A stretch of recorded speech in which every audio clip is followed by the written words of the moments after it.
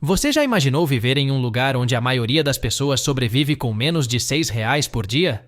Onde ter uma bicicleta é considerado um sinal de riqueza, a eletricidade é um privilégio para poucos e a internet, um luxo quase inalcançável. Essa é a realidade do Burundi, um pequeno país africano conhecido como o mais pobre do mundo. Aqui, a vida é uma luta diária. Famílias inteiras enfrentam a falta de alimentos, a escassez de serviços básicos e a ausência de oportunidades, vivendo em condições de extrema pobreza. Mas a situação vai além das dificuldades econômicas. O Burundi também carrega o título de país mais infeliz do mundo. No vídeo de hoje, vamos explorar a dura realidade dessa nação e entender os desafios enfrentados por sua população e refletir sobre o que torna o Burundi um dos lugares mais difíceis para se viver. Fique até o final para conhecer essa história impactante. O Burundi é um dos menores países da África, com uma área de apenas 27.834 km², equivalente a pouco mais que o estado de Alagoas. É também o terceiro menor país do mundo continental, mas com uma população de cerca de 11.900.000 habitantes, está entre os mais densamente povoados do planeta. Segundo o Fundo Monetário Internacional, o Burundi é atualmente o país mais pobre do mundo, com um PIB per capita de apenas $772. Apesar disso, sua população é jovem e resiliente, refletindo a história de superação e luta dos burundeses. A região onde hoje está o Burundi foi uma das primeiras a ser habitada por humanos modernos. Estima-se que nossos ancestrais começaram a migrar para essa área há cerca de 150 mil anos, deixando um legado arqueológico impressionante. Antes do advento da agricultura, a região era ocupada por tribos de pigmeus chamados Toa, que viviam como caçadores-coletores nas florestas locais. Com o tempo, os povos Bantu, incluindo os Hutus e Tutsis, migraram para a região e formaram comunidades mais organizadas. O Reino do Burundi foi fundado em 1680 por Intare I, que uniu os Hutus e Tutsis sob um único governo. Seu reinado marcou o início de uma era de expansão territorial e a criação de uma monarquia única que conseguiu manter a lealdade de diferentes grupos étnicos. Apesar de sua unidade inicial, o Reino do Burundi enfrentou conflitos internos intensos. As 4 linhagens reais, Bezi, Batari, Bataia e Bambusa, lutavam pelo poder, tornando as rivalidades políticas uma constante no país. Em 1858, os britânicos Richard Francis Burton e John Henning Speke foram os primeiros europeus a chegar ao Burundi. Suas explorações ajudaram a divulgar as belezas e os desafios dessa região para o mundo. Durante a Conferência de Berlim, em 1885, o Burundi foi entregue à Alemanha, como parte da África Oriental Alemã. A partir de 1896, os alemães começaram a estabelecer postos militares e governaram o país por meio da monarquia local, mantendo os reis no poder, mas sob controle europeu. Os primeiros colonos alemães chegaram ao Burundi em 1906, intensificando as rivalidades entre os Hutus e Tutsis.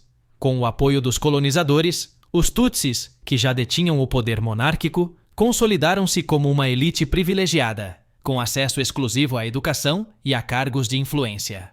Em 1912, os alemães fundaram Gitega, que se tornaria a capital do Burundi.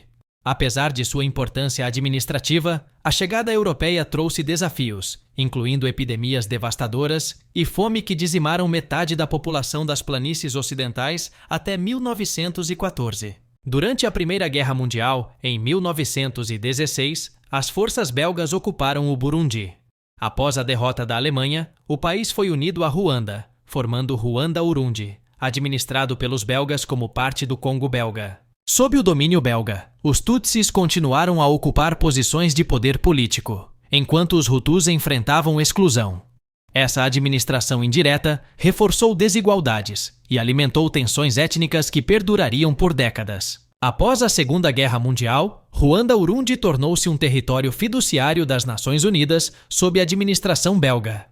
Em 1959, o governante burundiano Mwami Mwambutsa IV solicitou a independência do Burundi e a dissolução da união com Ruanda.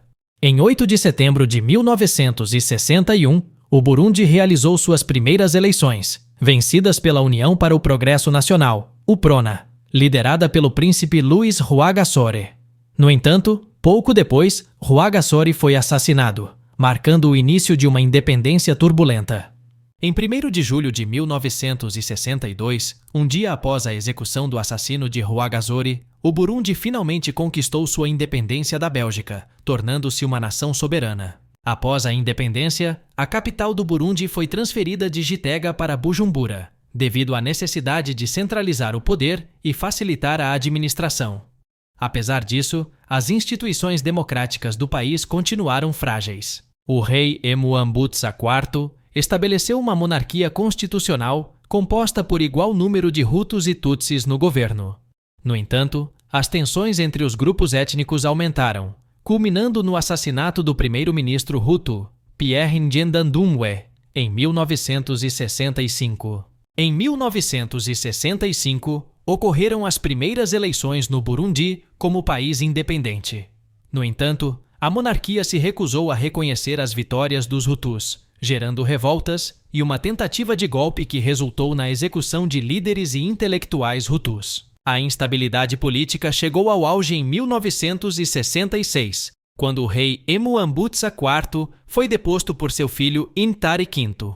Poucos meses depois, Intare V também foi derrubado pelo capitão Michel Micombero, que aboliu a monarquia e instaurou uma república sob regime militar. O genocídio de 1972 é um dos episódios mais sombrios da história do Burundi.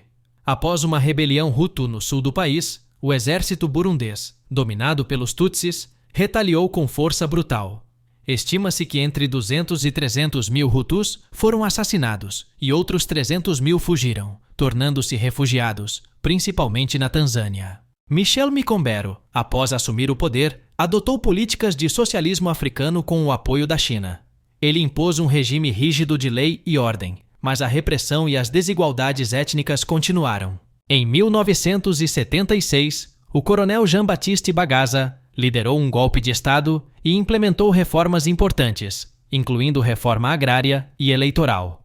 Contudo, seu governo tornou-se mais autoritário, reprimindo atividades religiosas e a oposição política. Em 1987, Pierre Buyoya tomou o poder em mais um golpe militar.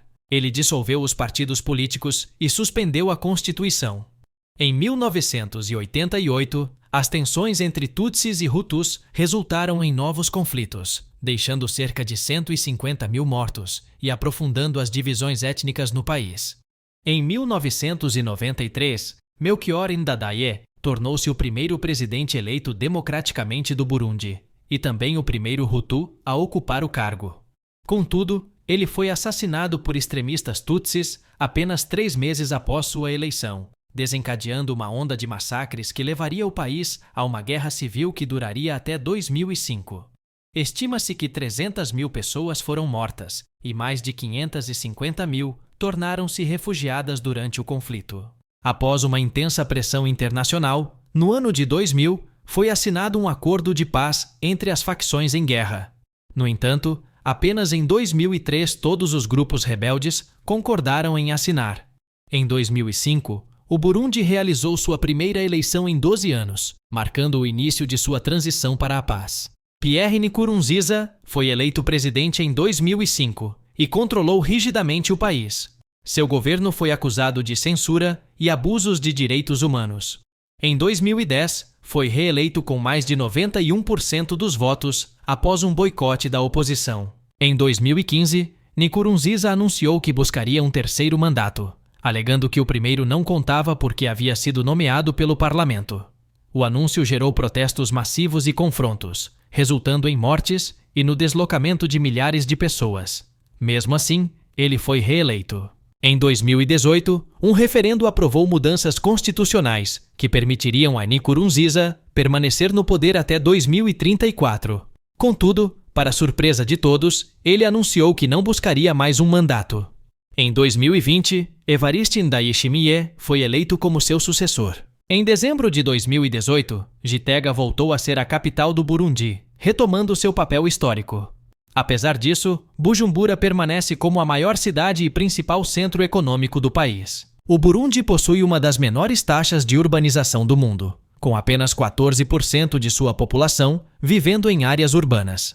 Cerca de 85% da população pertence a grupo étnico Hutu, 15% a Tutsis e menos de 1% a Tuás, um grupo indígena. Mais de 90% da força de trabalho no Burundi está concentrada na agricultura, predominantemente de subsistência. O café é o principal produto de exportação, mas desafios como superpopulação, erosão do solo e conflitos dificultam a autossuficiência alimentar. Com menos de 10% das estradas asfaltadas, a infraestrutura do Burundi é extremamente precária. Além disso, cerca de 70% da população é subnutrida, e a taxa de alfabetização adulta é estimada em 67%. O IDH do Burundi é de 0,426, um dos mais baixos do mundo, ocupando posição de 187 em um ranking de 191 países. Em 2018, um relatório da ONU classificou o Burundi como o país mais triste do mundo, refletindo os desafios enfrentados por sua população. Coisas que parecem simples para nós, como a eletricidade, a internet e até mesmo possuir uma bicicleta, é considerado um símbolo de riqueza para eles. Essa é a realidade de grande parte da população do Burundi, onde a luta diária por sobrevivência é intensa. Com cerca de 70% da população vivendo com menos de R$ 6 por dia, o Burundi é frequentemente citado como o país mais pobre e, segundo relatórios da ONU, também o mais infeliz do mundo. Cerca de 90% da população do Burundi depende da agricultura, mas o que poderia ser um ponto forte é, na verdade, uma fragilidade. A maioria dos agricultores utiliza técnicas arcaicas e tem acesso limitado à tecnologia moderna, resultando em baixa produtividade. Mudanças climáticas como secas prolongadas e chuvas intensas pioram ainda mais a situação, destruindo plantações e infraestrutura. Sem acesso ao mar, o comércio do Burundi é restrito a poucos produtos, como café e chá, que enfrentam desafios logísticos para a exportação. Essa economia limitada força muitos a aceitarem trabalhos exaustivos em troca de uma renda mínima. Cerca de 70% da população vive abaixo da linha da pobreza. Nas áreas rurais, as casas são cabanas improvisadas, construídas com materiais naturais como palha e madeira. Sem camas ou móveis, o chão se torna o local de descanso para famílias inteiras, muitas vezes compostas por até 10 pessoas. Esses lares refletem as dificuldades enfrentadas pelo povo burundiano em seu cotidiano. No Burundi, a eletricidade é um luxo raro. Apenas 8% das residências têm acesso à energia elétrica, o que significa que, a anoitecer, o país mergulha na escuridão total. A vida noturna é praticamente inexistente, com supermercados e lojas fechando cedo. E caminhar pelas ruas após o pôr do sol é como explorar um mundo iluminado apenas pelas estrelas. Enquanto em muitas partes do mundo a bicicleta é um meio de transporte comum, no Burundi ela é símbolo de riqueza e prestígio. Para os homens, possuir uma bicicleta pode até mesmo melhorar sua posição social, sendo visto como um bom partido para o casamento. Além disso, as bicicletas desempenham um papel essencial na economia, transportando cargas impressionantes de até 150 quilos, como grandes quantidades de bananas, em percursos longos e difíceis. O transporte no Burundi é um reflexo da engenhosidade de seu povo. Agricultores percorrem longas distâncias a pé, muitas vezes descalços, enquanto equilibram cargas pesadas na cabeça, como baldes de concreto ou recipientes de água. Mesmo nas condições mais difíceis, o povo burundiano demonstra uma resiliência notável. Com um PIB per capita de apenas 5 mil ao ano, o Burundi enfrenta enormes dificuldades econômicas. Cerca de 70% da população sofre de desnutrição e a expectativa de vida é de apenas 50 anos. A fome é uma realidade diária para muitas famílias, em um país que carrega o título de o mais pobre do mundo, por mais de 6 décadas consecutivas. As bananas desempenham um papel crucial no Burundi, sendo um dos alimentos mais consumidos e cultivados. Além de serem consumidas frescas ou cozidas, são transformadas em uma cerveja tradicional chamada Urwarwa. Nos mercados, especialmente em Bujumbura, o comércio de bananas movimenta a economia local e sustenta muitas famílias. Apesar disso, o transporte da fruta é desafiador devido à falta de infraestrutura adequada. A corrupção é um dos maiores desafios do Burundi, frequentemente classificado entre os países com os piores índices de transparência. Recursos limitados são desviados ou mal administrados, dificultando o acesso a serviços básicos como saúde, educação e infraestrutura. Esse problema agrava a pobreza e impede avanços significativos no desenvolvimento do país. O Lago Tanganyika, compartilhado com a Tanzânia, Zâmbia e Congo, é uma joia natural do Burundi. É o segundo maior lago de água doce do mundo em volume e o segundo mais profundo, atrás apenas do Lago Baikal na Rússia. Com mais de 250 espécies de peixes exclusivas de suas águas, o Tanganyika é um ecossistema fascinante que atrai pescadores locais e pesquisadores de todo o mundo. O Burundi é um dos poucos países do mundo que não possui uma rede ferroviária, o que limita significativamente o transporte de mercadorias e aumenta os custos do comércio. A mobilidade depende exclusivamente de estradas, mas grande parte delas está em condições precárias. Durante a estação chuvosa, muitas vias de terra tornam-se intransitáveis, dificultando o transporte e o abastecimento, especialmente em áreas rurais. Projetos de longo prazo incluem planos para a construção de uma linha ferroviária conectando o Burundi a países vizinhos, como Tanzânia e Ruanda, o que poderia transformar a conectividade e impulsionar a economia local. A cerveja de banana, chamada Urwarwa, é uma tradição única no Burundi.